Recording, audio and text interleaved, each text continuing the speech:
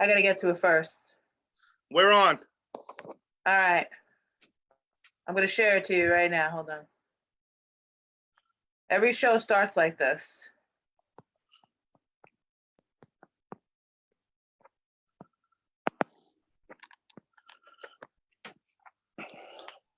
All right, hold on. I'm sharing it with you right now.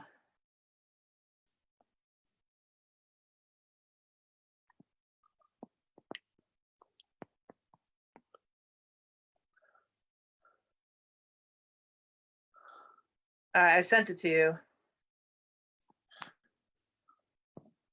Did you get it? Hold on, I'm making sure. Hold on. Hey, Grace. All right.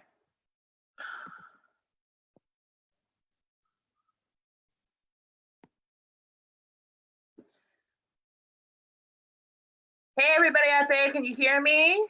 Give me a yes if you can hear me, because I'm not sure if you can hear me. Anyway, welcome to another episode of In Bed with Comics. Tonight I have the very wonderful, the very talented Jay Christopher. And once upon a time, there was a comic who was very funny, and he grew up making people laugh and wearing the flyest sneakers you've ever seen. And he's graced stages like Governors and Coasters and Caroline's and Broadway and Greenwich Village and pretty much every single comedy place that there is on Long Island. Please, everybody, give a very warm and hot and sexy welcome to Fat Jay. What's up, my brother? What up? Big Mama in the house. That's right. That's right. Can you see my shirt? Fat Girl Swallow. We love it, right? Everything in sight. Fat girl swallow everything in sight. That's right. Fat Girl Swallow everything in sight. You guys have a reputation, just so you know. I know. Light it up. But damn, what are you smoking? A fucking a Gotti? That's a big fat blunt for a big fat guy, because I've never been able to do this live ever. Oh my God, am I the first one that you're smoking with live? In the smoking lounge with Fat Jay. All right, light that shit up. Let me give you a moment. Let's give him a moment. Now I know how Snoop feels. Only I don't have some white woman making me cookies and snacks and shit, you know. But when we get together again in person, yeah, you can make some snacks while I smoke weed. That would be nice. Yeah, because when we get back together in person, I'll actually be back at work and I won't be able to smoke. Not that I smoke. I don't do stuff like that. You don't do that. Yeah. You're a nice. Never. No way. I'm a school bus driver. The only thing I don't have with me tonight is the Nectar of the Gods Coca-Cola Classic, but I have some Arizona in case I get thirsty. Good shit. Good shit. What do you have for snacks later? Pretzels. Pretzels? Yeah, I'm a pretzel guy. I like pretzels before bed, the saltiness, you know. This way, when you wake up at 3 a.m. to take a leak, your mouth is all dry. Like why do I do this to myself? The other night, I freaking, I had weight loss surgery. So, I kind of have to, but sometimes I forget that I had the surgery and like I'll eat something and then I'll eat something again. Then before I know it, I'm just like, my entire chest feels like the refrigerator.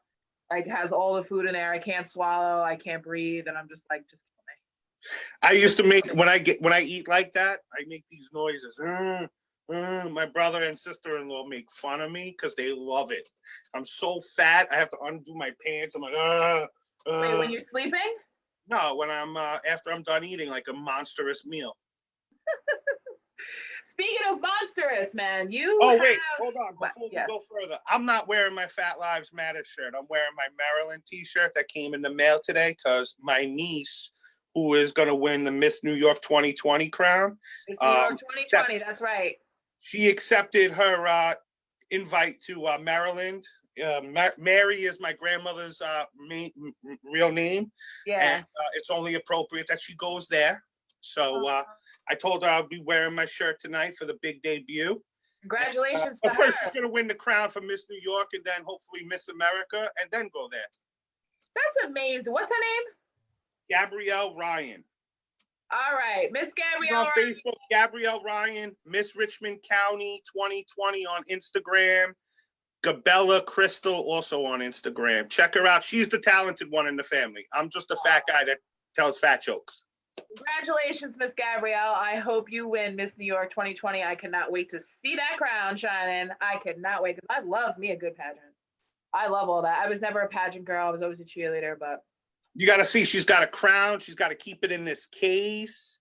And she never, ever did a pageant before in her life until Miss Staten Island. And she won Miss Richmond County. So it was pretty impressive. She sang her mother's favorite, Alicia Keys. And yeah, she's a singer. She dance. She gets qualified. He's black, not really black, like, you know, hey, yo, what up? He's like a Carlton black, like, ooh, you know, one of those. And now she's married to a Jewish chick, so it all worked out. I love it. I absolutely love it. And her stepmother went to Maryland too, so that's why she's going as well. Cool. My my youngest nephew is going to Carl Place, Cherry Lane next year. And my youngest niece just started walking. She actually ran and clapped today. We got that on video. All these, see, I'm so grateful for all this modern technology that we're using now so we can still connect to our families. It's really amazing what's been happening, but we got to talk about the elephant in the room and not just me. What have you been doing since you haven't been doing comedy? I think you do more shows than anybody that I know. You really seriously are out there, man. Tell everybody what that's like. I've just been blessed. Aragona books me on a lot of shows. I don't get booked on a lot of other shows. But I actually was supposed to open for Fred Rubino on March 28th at my father's place. And Fred Rubino? Yeah.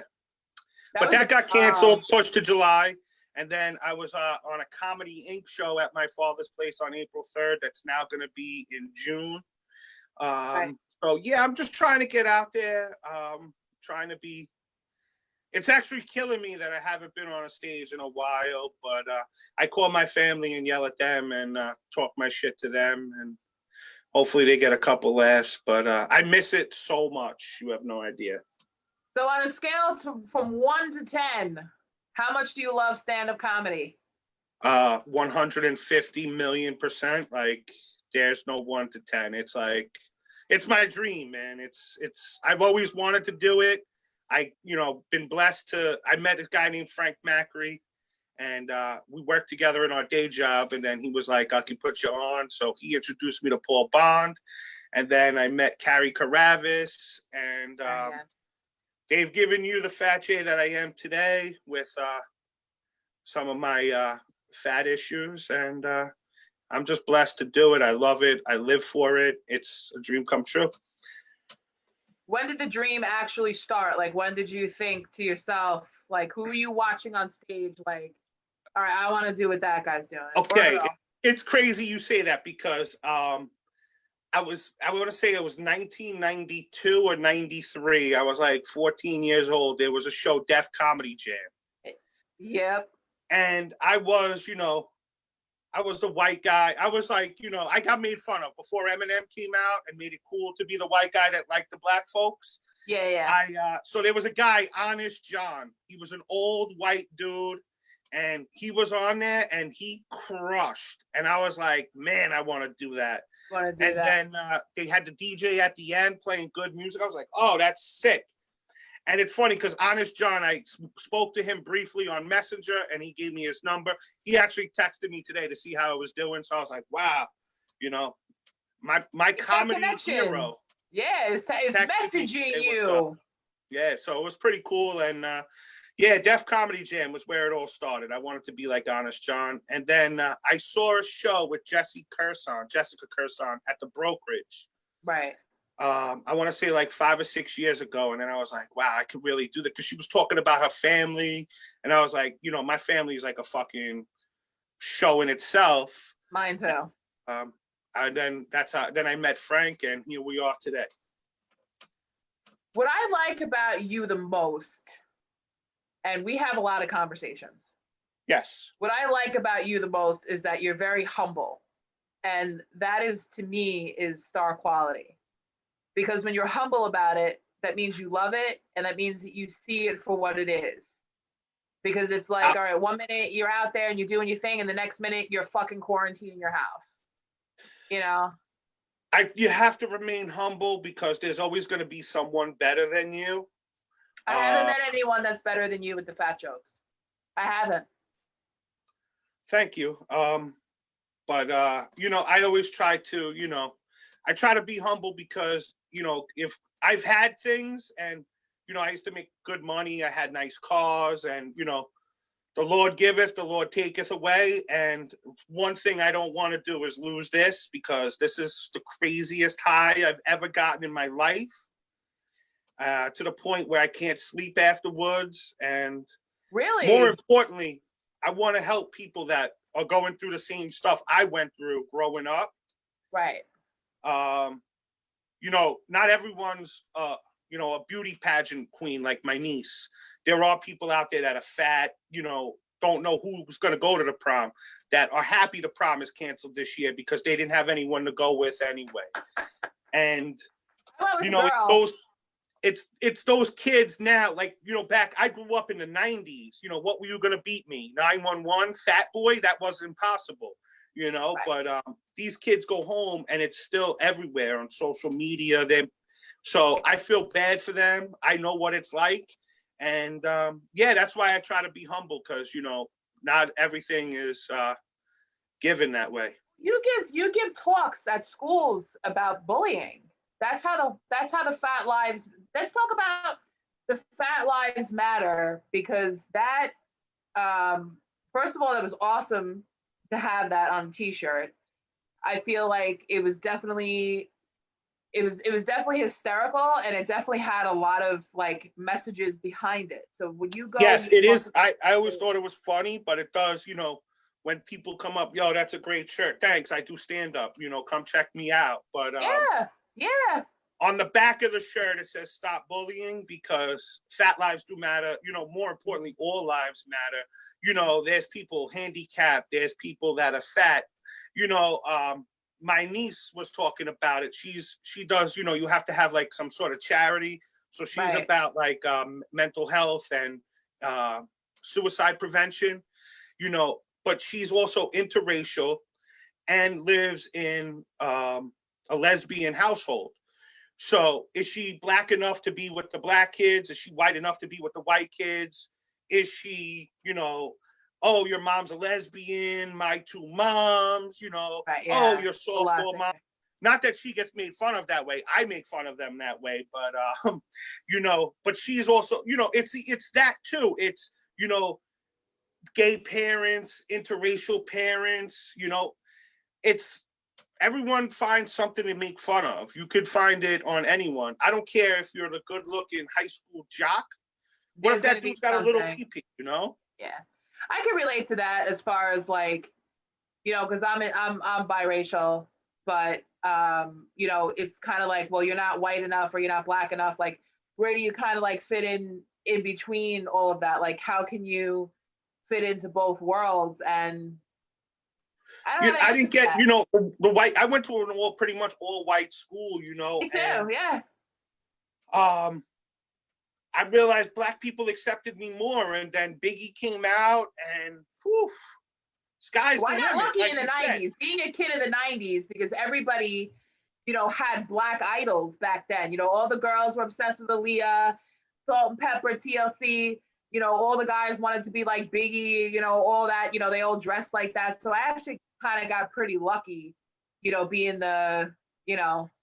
Well, you're a little younger than I was. It was before Biggie. It was all the little new kids on the block and Marky Mark. What happens if I would have dropped my drawers and my Calvin Kleins like Marky Mark did? The world would have fucking had a heart attack. Oh my God, this fat guy dropped his drawers. Now Lizzo does it, and it's the greatest fucking thing since the greatest thing. They applaud it. Like, oh my God, yes. But that was definitely not. And I feel like those are the jokes that when you tell jokes about being fat, and when people are like, oh God, you should make fun of yourself. And it's like, yeah, but I know that you did back in the day. I'm sure you made fun of fat people when you were a kid and all this stuff. And maybe you feel bad about it now. But let me speak my truth about what it's like to be fat. Because no, you don't really know what it's like. Some people are like 10, 15 pounds overweight. But when you've been several hundred pounds overweight your entire life, like it's totally a different perspective on everything. And we literally have jokes. I can make jokes for days about that because that's what I know. That's what I identify with. And I'll never, I mean, I'll throw in fat jokes here and there, but you know, I'm never going to stop making fun of myself being fat. Ever. I love those people like you said, oh my God, I can't believe you make fun of yourself. Right. Forget about a comedy show. Let's say we were just in a room. We were at a wedding at one of those comedy clubs you mentioned. And you and I walked in. And let's say it was a backyard, you know, barbecue situation. And we walked in. And it was one of those white plastic chairs, you know. I sat on it and break it. That same person that's like, oh my God, you should make fun of yourself. Da, da, da, da, da. When that party is over and she or he gets in the car with their spouse, they're like, yo, how funny is it when that fat fuck broke the fucking white chair, you know? I sat on one of those chairs at a barbecue and I'm sitting, I got a huge plate of food. I was well over 400 pounds. I had a huge plate of food and I'm sitting there and I feel myself sinking down and sinking and sinking and sinking. All right, get up. I go to get up. My ass was stuck in the fucking chair. Of course, I don't want to drop the food, you know, and I don't want to ask for help. All of a sudden, I just hear snap. Both fucking legs spoiled out. I go flying back. Food goes everywhere. Everybody's laughing and shit. I didn't even care. But I actually went to someone's backyard yesterday. They actually had two different types of metal chairs. One was like regular size, and the other one was a little bit wider, and it had a big 300 pounds sticker right there, and I'm like, all right, I'm in the right backyard. Yeah, they sell those chairs at the Fat Long store. Yeah, they do. They have their chairs now. My brother, he goes by Curly. He's got a little smoking lounge in the garage, you know, and he's got those pop out chairs that you take camping and stuff. He's got one with no handles on it that I sit on. It's the greatest fucking thing ever, you know. Yeah. I feel like the world has definitely become exactly like, and we did not grow up that way. Like I would purposely live my life around my size, but comedy was the one thing that I didn't have to do that. Except at Governor's, you had to walk up those plastic stairs. Then it was kind of like, all right, I better be a little bit more careful. But go up the other way. It's amazing. Really? It's like it's a life changer. Yeah, it's a life changer. I didn't know that. All right, awesome. I can't wait to get back there and see that. That's gonna be great. Ready for some questions, my darling? What was that? Well, you already said who your favorite comic was. Did I ask you who your favorite comic was? All-time favorite comic. I'm gonna say Paul Mooney. That's my dude. Why? He's just hysterical. And it may seem like he doesn't like white people, but he stereotypes us like white people stereotype black people. Absolutely. And it's hysterical when he does it. And white people laugh just as funny. They laugh. And a lot of things that he said were true. Like a lot of things that he said when he was talking about, like, oh, guess who's going to play Harriet Tubman? Oh, yeah. I seen him live do a joke in Harlem. I want to say it was at the Apollo, and some white couples walked in late. And he was like, I'll get rid of them. And he did this joke. It was the funniest thing I've ever heard in my entire life. If I can find the YouTube clip, I'll post it in the comment section of the live so people can watch it. It was the funniest thing I've ever heard in my life. And I was just like, that's perfect. And then I was like, wow. He just shut them down and they got up and walked right out. Not that they were going to get, robbed or nothing, but, he just made them feel like idiots. Right, yeah. I like Paul Mooney. I like him. I know that he's definitely gotten older. But I watch his shows over and over again on YouTube. And I definitely think, I definitely do watch him and be like, all right, I'd like to be that type of comic one day. But sometimes I kind of feel like that type of comedy, unless you're at a certain level where you're going to say some things that are offensive, that it might not work. I can't get away with that. I don't think you can get away with that in this day and age, Well, maybe after this shit's over, people are going to start being, loosen up a little bit. They're going to want to go out and have a good time, and they're going to want to, I think we might kind of revert back to the way we were in a way, That would be nice. Yeah, I mean, look at the shit people are watching on TV. Come on, you're not offended by the fucking Tiger King? Come on, you should be offended by these people. Listen, I'm also a fan of Richard Pryor, and I know people are trying to watch shit on TV and Netflix and all that. If you could find the movie called Moving with Richard Pryor, that's an old it's one of the funniest movies you'll ever see in your entire life. You just dug that up out of a fucking grave, bro. That's an old-ass movie. It's an old movie. I remember watching it as a kid at my Uncle Tommy and Aunt Marie's house when I had a sleep over there. And it was the funniest thing. And to this day, it's still the funniest movie ever. Richard Pryor is hysterical. I'm actually hoping one day Teresa's going to introduce me to his son, Richard Pryor Jr., because I know he was on the show.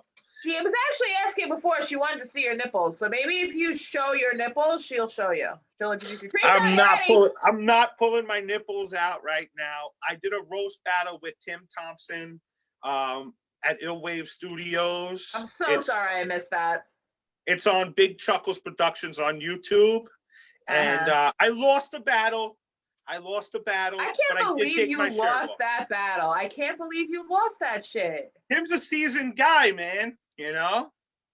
Tim can actually make you feel like shit just talking to him in regular conversation. So I can just imagine what must have happened. When I was watching, I was like, "This motherfucker offended me right now." What the fuck did he do? And that was like a year ago. I was only 2 years in comedy. Not that I'm using any excuses. It was my first roast battle. I never roasted anyone.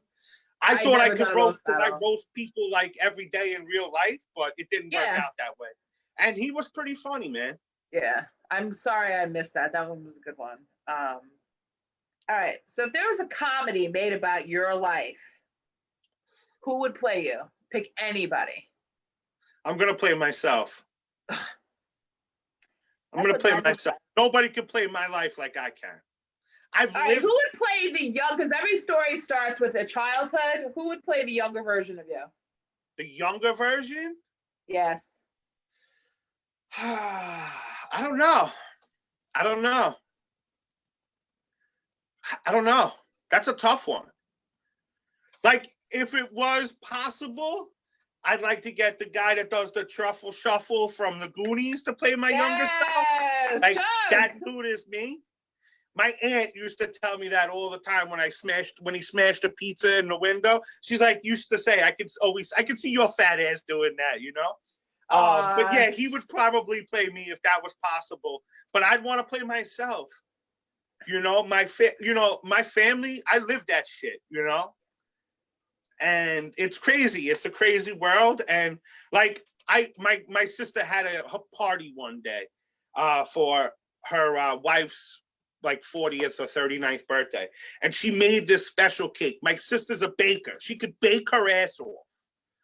It looked like it was like no icing on the fucking cake. And I'm like, yo, bro, what is that? Like, you know, I like icing. Like, you knew. She's like, and the first words out of her mouth was, I knew you were going to say something. And like, it looks like you like had a little left and didn't want to go to the store, ran water in it and shook it up and put it on. Like, that's what it looked like. And I made fun of it for 6 hours. To this day, people remember the fucking cake fucking issue, you know?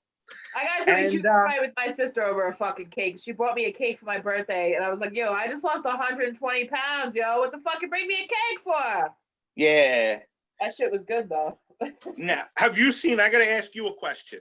Have you seen the black guy meme with the big jacked up black guy sitting on the edge of the bed with the big hammer? Have you seen those memes?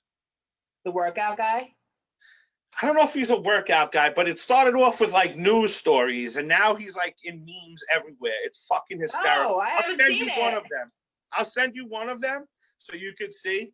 But I told my sister that this black guy, because she'll like, when I die, she's gonna make like that picture board. I'm like, yo, you have to put the black guy in there, mixed in somewhere, you know? And I'm like, I want him on my birthday cake, like for my 50th birthday, if I make it to that. But yeah, you're gonna make it. That's what you have. The black guy memes. Yeah. What's the one set that everybody loves that you do, or the one joke that absolutely kills it? The what? The plane joke was a killer originally. That was like my original like big time joke. Everyone talks about it. And then I do this Lizzo joke now that everyone loves. What the fuck? Do it. No, I'm not doing it right now. All right, so Jay, if anyone could do a joke on the spot, you could do it. Yeah, I don't want to do a joke. There's no audience, We got to save that for after quarantine. You got to come check out Fat Jay. Hopefully we'll do like a Blimp It Ain't Easy 2 or a Fat Version 3 show. No, the Fat Version shows will be continuing on every single year. I plan on doing 2 of them per year. We got to keep the fat people out there, keep them proud. I want to find more fat people. We need to find more fat people to get on our shows. We got to get Gene Cherifalo. He is one of the funniest. Yeah.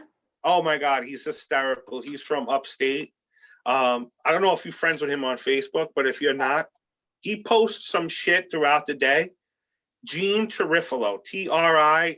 Yeah, am I friends with him? He's fucking one of the funniest guys ever on Facebook. In real life, he's just a funny dude. And all right, I'll get him.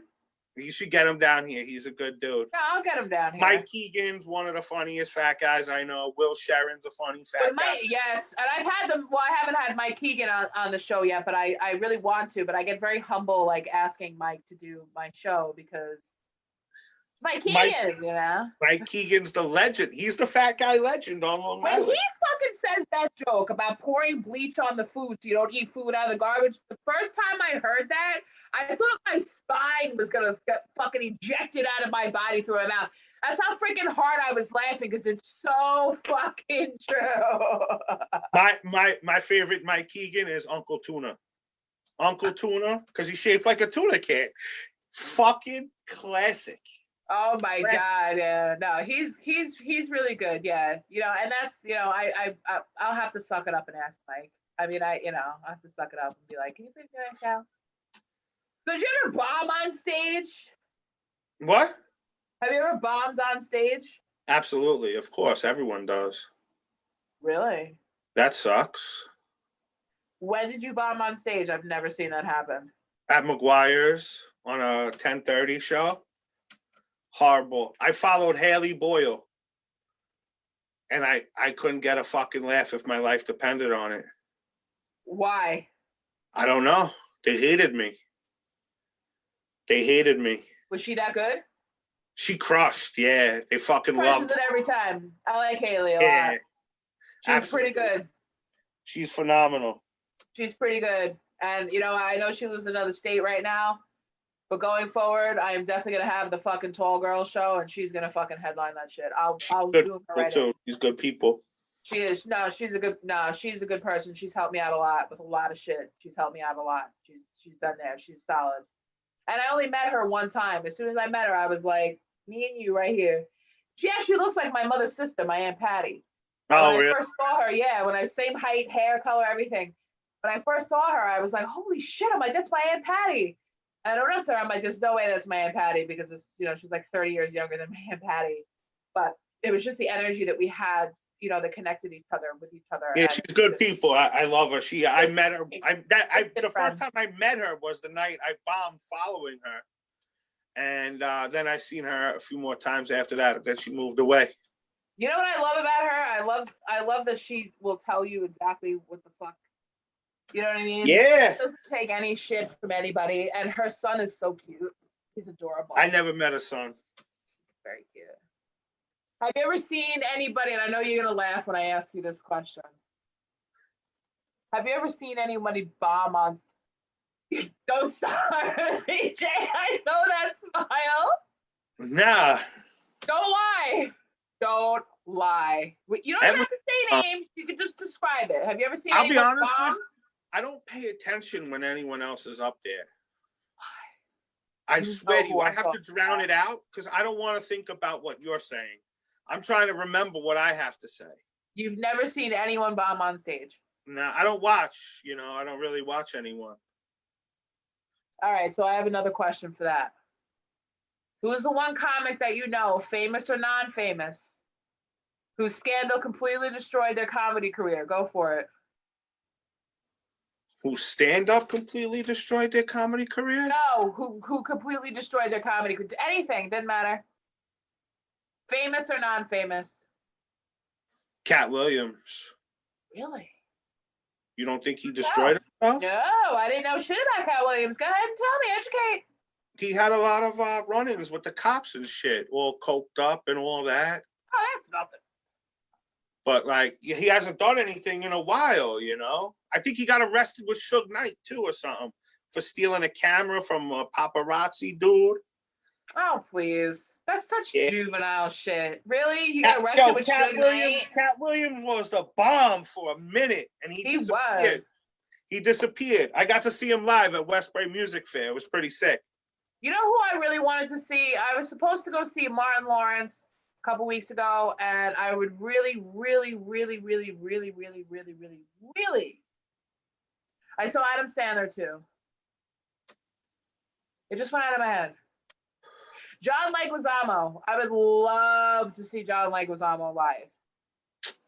I heard he's pretty good. I've never seen him. My friend has seen him, though. It's I don't know. I want to see D. Ray Davis. Yeah? I like D. Ray Davis. He's going to be at the Apollo. Is he? Would you ever want to perform on the stage of the Apollo?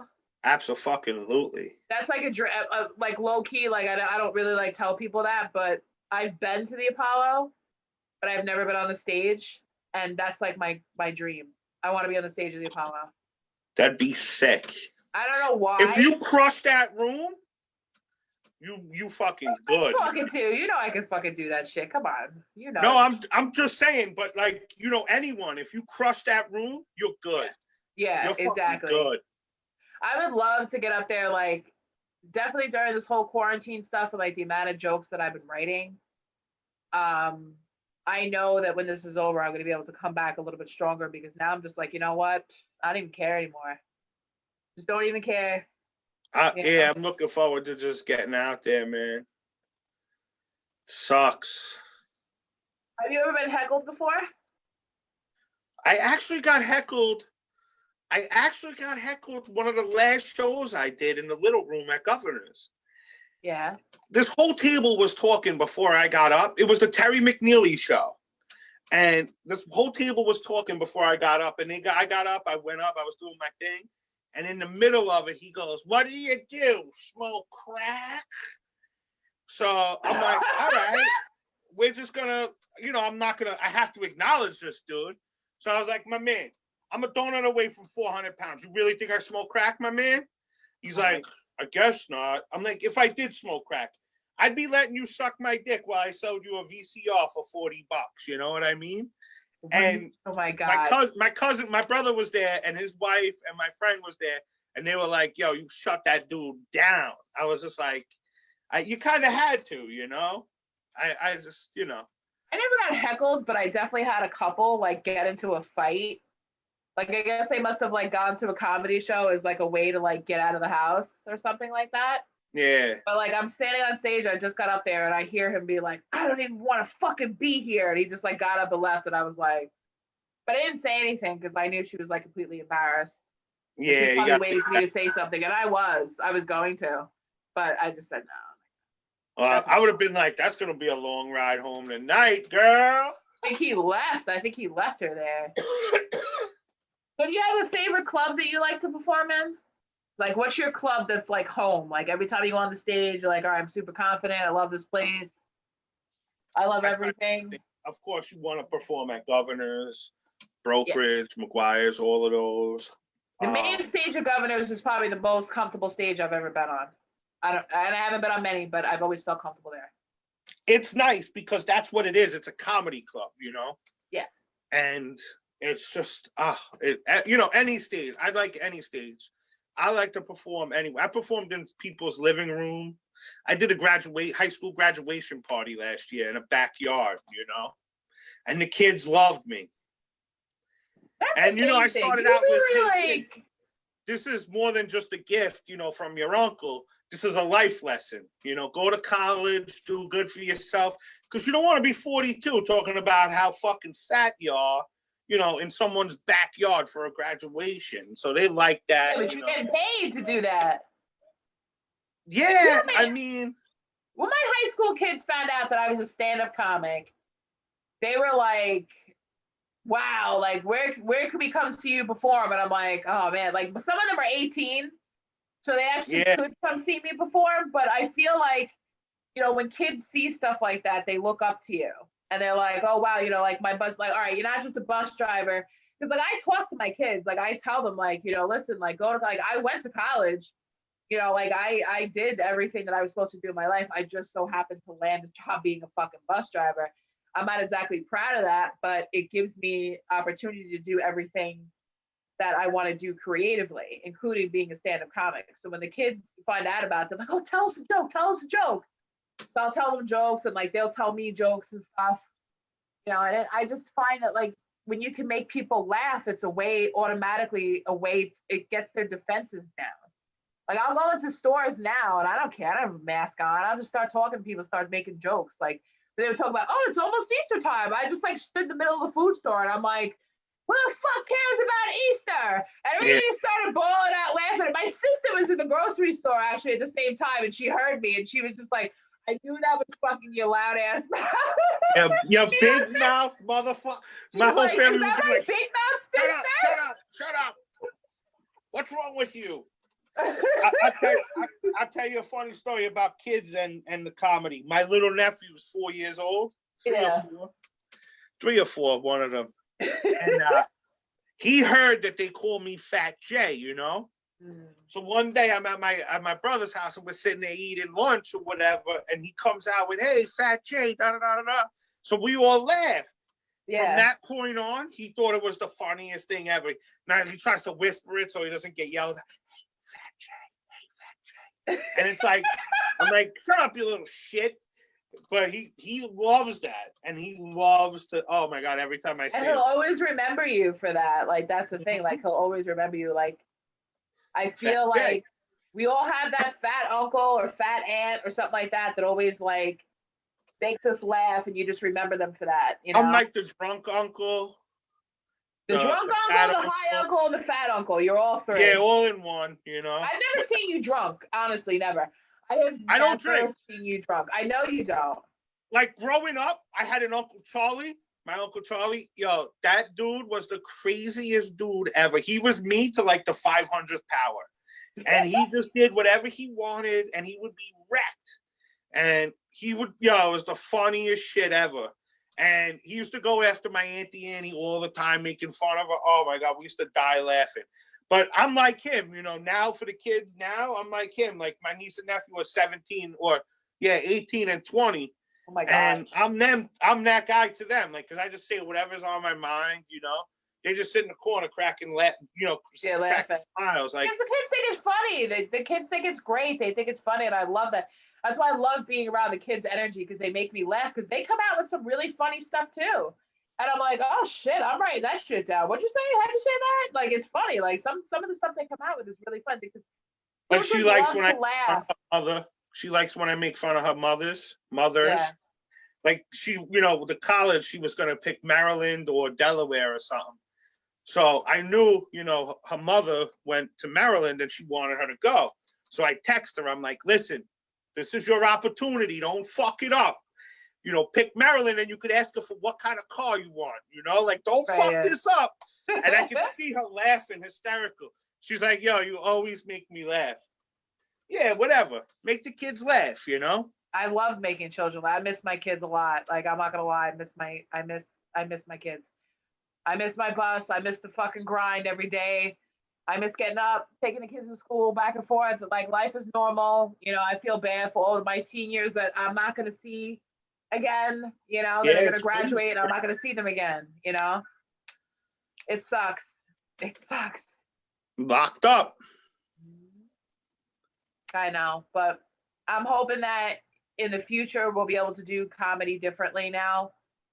I don't think it's going to get back to everybody piling into the club so soon, but we'll get there. And one day this will just be one big distant memory, So, hopefully it will.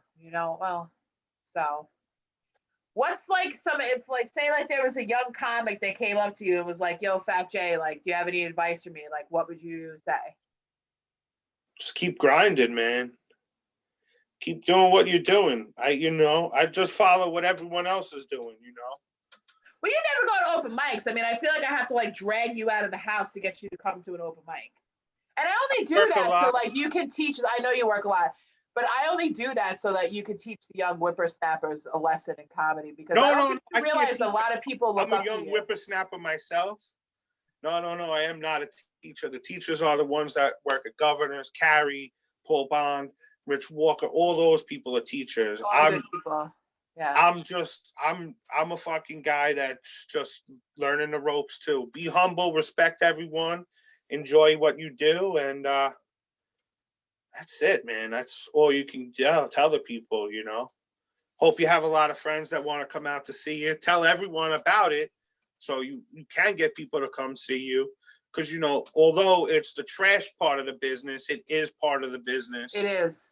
And I know that you've always, like, every show that you've ever done with me, because you've done, how many shows have you done with me? I think you've done maybe 3 or 4 shows you've done with me before. And, I've never been the type of producer that's like, oh, you need to bring people or, you know what I'm saying? Like, it's hard to get people to come. But what I like about you is you actually put in the work to attract people to you and be like, oh, hey, by the way, follow me on Instagram, follow me on Facebook so you know when my next shows are. Like, you put in that work, and I appreciate that. I really like that. That's what it's about. At the end of the day, it's a business, and we're all a part of the business, whether we like it or not, And, I've traveled for $100, driven, 15 hours round trip for $100 in traffic and stuff. Yeah. Not that that's a lot of money, but it's the matter of its stage time, like I want to be on a stage and, if I could be somewhere further away where there's going to be people that never seen me and you get a good reaction that way from them, you're universal, you could work other places and that's like a good thing.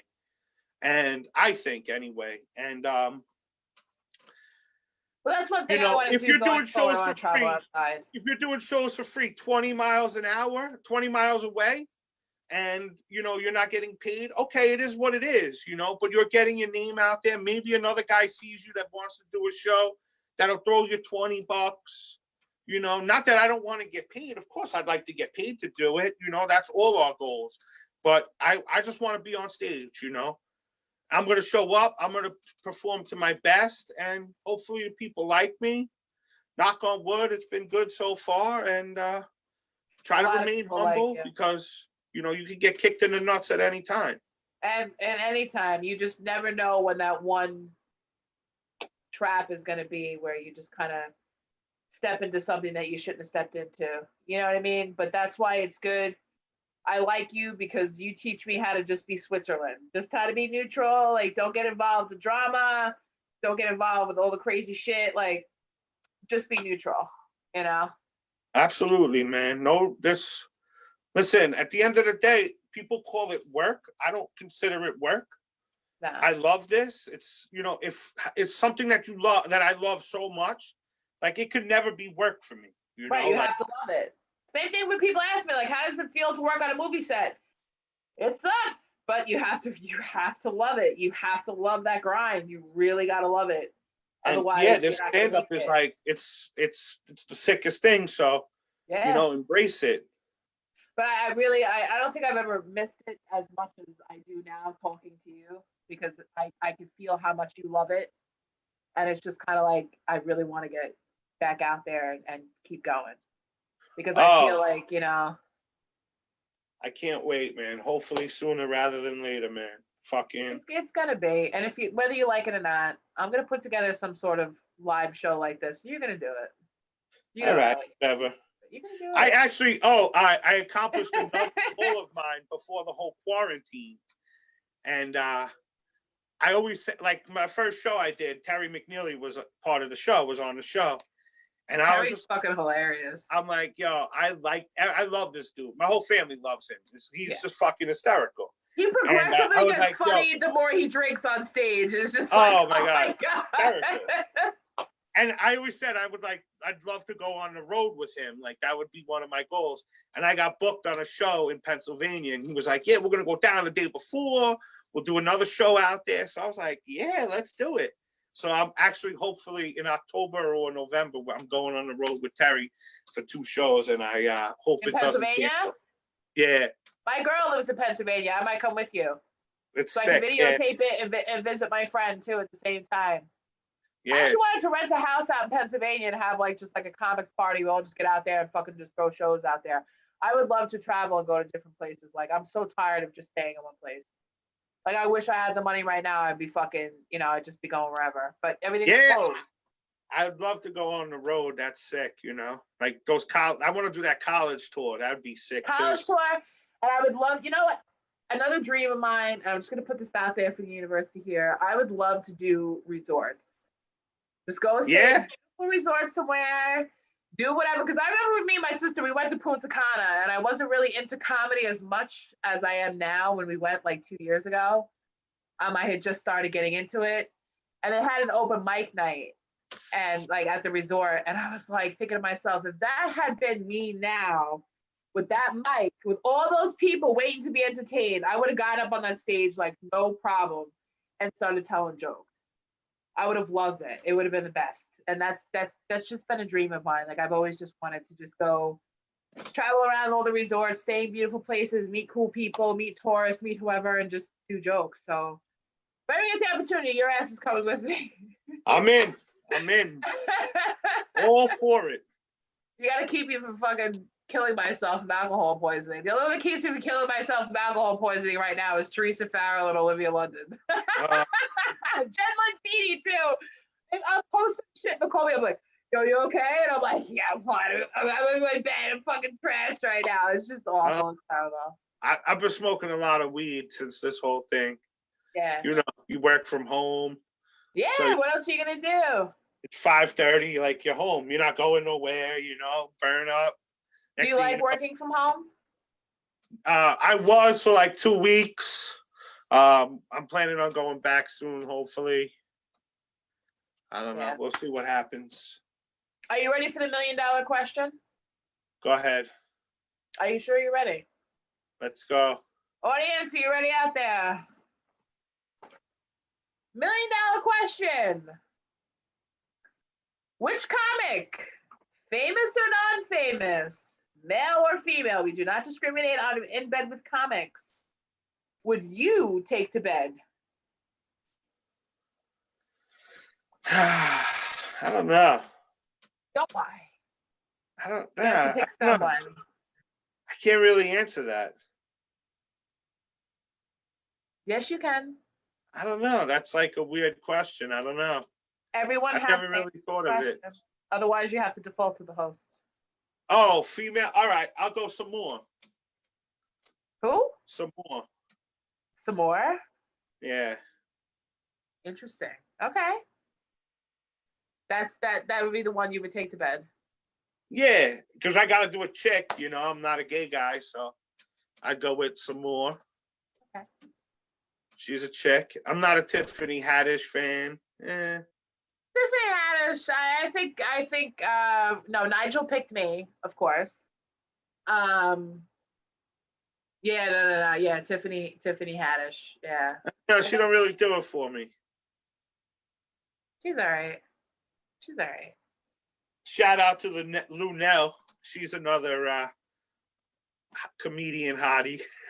Yeah, there's some hot ass female comics out there that Samoa's pretty hot.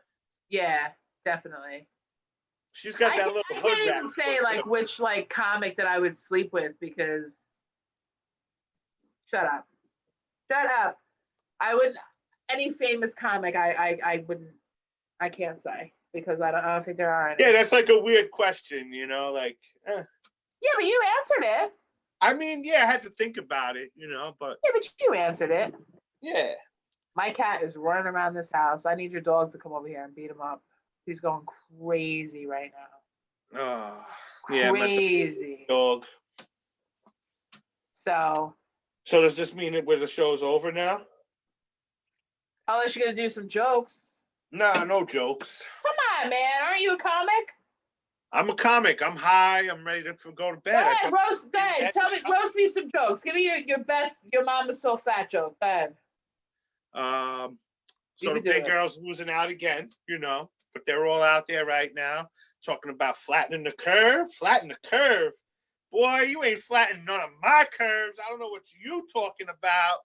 Flatten the curve. Get out of here. Yeah. That's my quarantine joke. My coronavirus joke. Flatten the curve. You ain't flattening shit, boy. You ain't flattening shit. I be on fucking eat you like left, right. You can be taking the dips on them curves. Word. All right, Big Mama. All right, Fat Jay. It's been great talking to you. You're one of my favorite people, and I will always have the utmost respect for you. I'm sure we'll talk tomorrow. Thank you for having me. It was a pleasure. You have a great night. Thank you for being on In Bed with Comics. Stay safe. You too. Good night. Bye. I don't know if it shut off. Thank you, everybody, for watching In Bed with Comics. You just saw me talking to Fat Jay. Any comics out there, male or female, if you would like a spot on the show, just message me, Kristen Tinsley, on Facebook, and I will be happy to have you. Thank you all for watching and tuning in Bed with Comics. I'm your host, Kristen Tinsley, and I will see you on Thursday when we have the incredible John Battle. I cannot wait for that. See you later. Bye.